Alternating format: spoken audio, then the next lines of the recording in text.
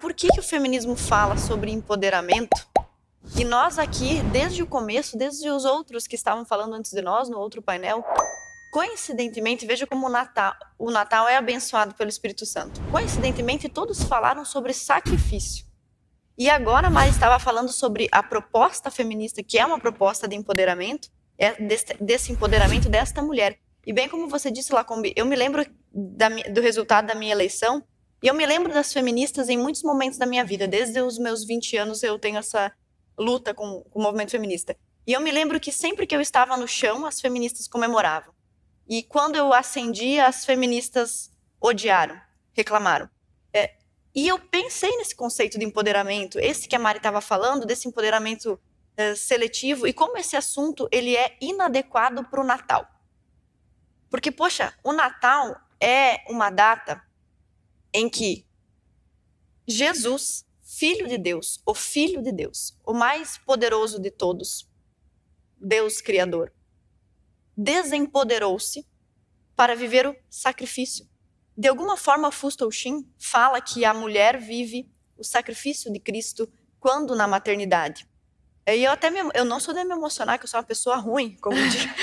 Porém, quando a Karen estava falando, eu me emocionei, porque realmente existe verdade nisso.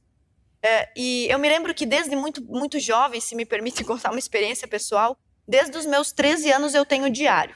Eu cresci numa família, meu pai sempre foi envolvido com política, meu pai era um grande fã de Leonel Brizola, um exímio orador, esquerdista, que recebeu dinheiro da guerrilha cubana, enfim.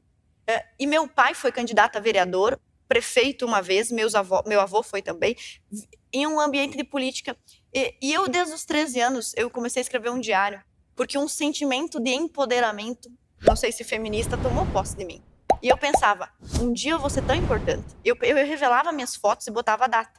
Porque eu pensava, os biógrafos, veja como eu sou ignorante. Por quê? Hoje nós temos tudo registrado no Instagram, mas não existia Instagram. Eu pensava, os biógrafos vão consultar os meus diários para escrever. E durante muito tempo em que eu vivi essa vaidade do empoderamento, as coisas foram muito mal na minha vida. Foram muito mal. Sempre que eu planejei um empoderamento para mim mesma, as coisas foram muito mal. E então começaram a dar muito errado. As coisas deram verdadeiramente muito errado. Inclusive na academia, eu pensei, vou me empoderar pela educação. Então, eu tive um grande problema que o pessoal acompanhou, um problema com uma professora universitária. Em busca do meu empoderamento, eu só me afundei. E como eu realmente estava numa situação péssima, houve uma mudança dentro do meu coração. E eu pensei, quer saber? Eu vou parar de escrever esse diário, tanto que eu parei, não tenho mais os biógrafos que se virem. Eu pensei que não importa mais. Inclusive, isso foi muito convenientemente na mesma época em que eu conheci o professor Olavo e ele nos ensinou sobre as camadas da personalidade. Eu pensei, quer saber? Deixa isso para lá. E eu resolvi, então, escrever o meu livro. E não sei se todos leram e prestaram atenção nisso, mas no início do livro eu digo, a minha vida está acabada. Agora que eu publiquei esse livro, as portas vão se fechar para mim. Na universidade já estão fechadas, no trabalho. E eu tenho convicção que eu serei violentamente difamada e que serei uma pessoa mal vista no Brasil inteiro e que o movimento vai se voltar. Eu estou acabada. Eu escrevi isso na introdução do livro, que eu entreguei muito antes de sair candidata. Entreguei para a editora, ele foi publicado depois. E foi justamente o contrário. Naquele momento em que eu pensei, desisto de tudo, vou deixar um legado mínimo para tentar ajudar outras mulheres. Foi naquele momento em que a minha vida sofreu uma reviravolta. E falar sobre isso no Natal, falar sobre maternidade, sobre sacrifício, é uma coisa fundamental, porque o movimento feminista é essencialmente anticristão. Porque enquanto o feminismo diz empodere-se, Jesus Cristo diz sacrifique-se. No capítulo 20 do Evangelho de Marcos, os apóstolos estavam discutindo igual eu. Se eu fosse um apóstolo, eu estaria nessa conversa banal e ridícula.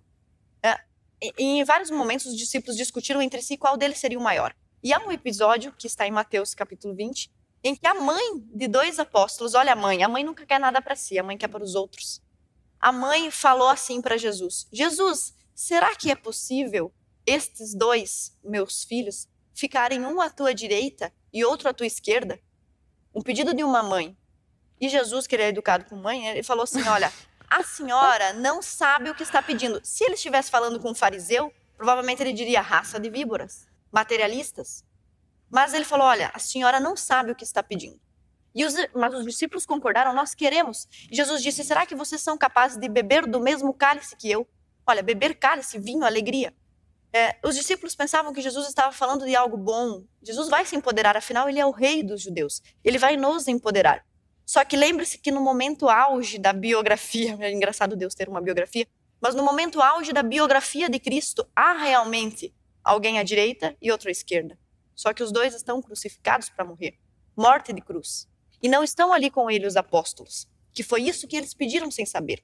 Então, quando Jesus vai entregar poder para alguém, ele entrega, na verdade, sacrifício, porque a mensagem do evangelho é esta, é no sacrifício que você se empodera. E é justamente o oposto do movimento feminista. Tanto que Jesus continua, parece que ele sabia que essa pergunta ou esse assunto ia vir aqui para o nosso especial de Natal. Ele diz assim para os apóstolos, vocês não podem beber do mesmo sacrifício que o meu, que é muito difícil. Mas eu já vou dizer algo para vocês. Os senhores de nações, os reis, dominam.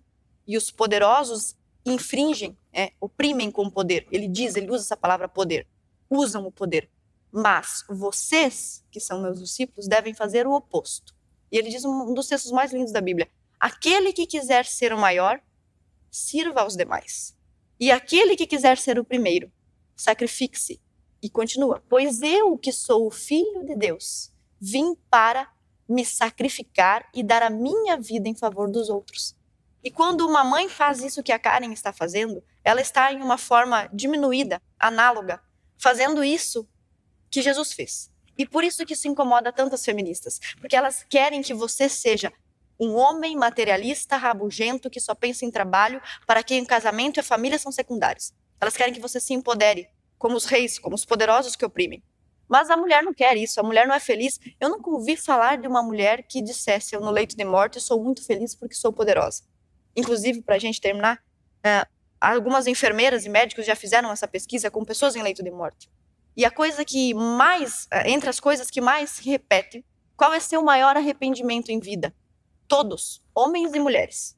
Segunda maior causa de arrependimento é, eu não deveria ter trabalhado tanto.